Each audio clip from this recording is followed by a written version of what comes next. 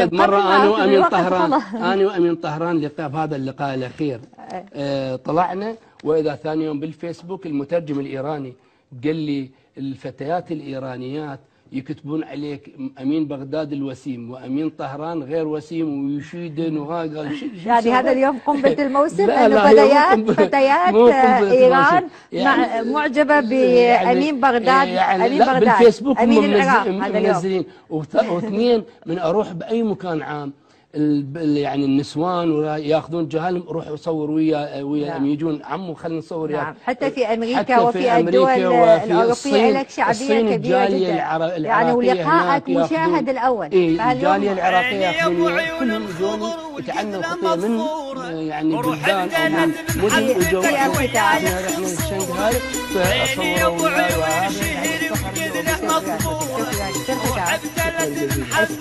وياي اللي فتيات ايران معجبين اشتراك يطلعون صورة عليه انه الفلسن اللي هو هذا.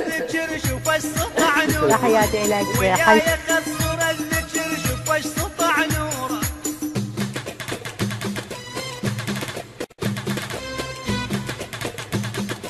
أمين بغداد يعني أمين بغداد بالفيسبوك أمين العراق هذا منزلين. واثنين من أروح بأي مكان عام يعني النسوان ياخذون جهالهم روحوا صور ويا يجون عمو خلينا نصور نعم. حتى في امريكا وفي الدول الاوروبيه لك شعبيه كبيره جدا يعني ولقاءك مشاهد الاول. الجاليه العراقيه ياخذون كلهم يجوني يتعنوا خطيه من يعني بلدان او من مدن وجو في الختام احنا رحنا شنغهاي فصوروا وياي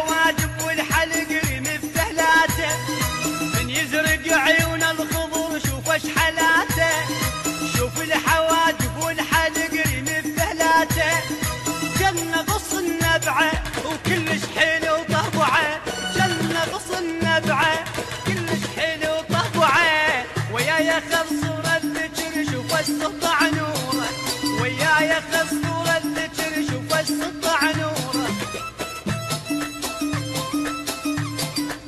شكله مشيت خشف مشيت قطاي هواي بعيون كل اهل الظهر مثل الشهكر والماي مشيت له مشيت خشف مشيت قطاي هواي بعيون كل اهل الظهر مثل الشهكر والماي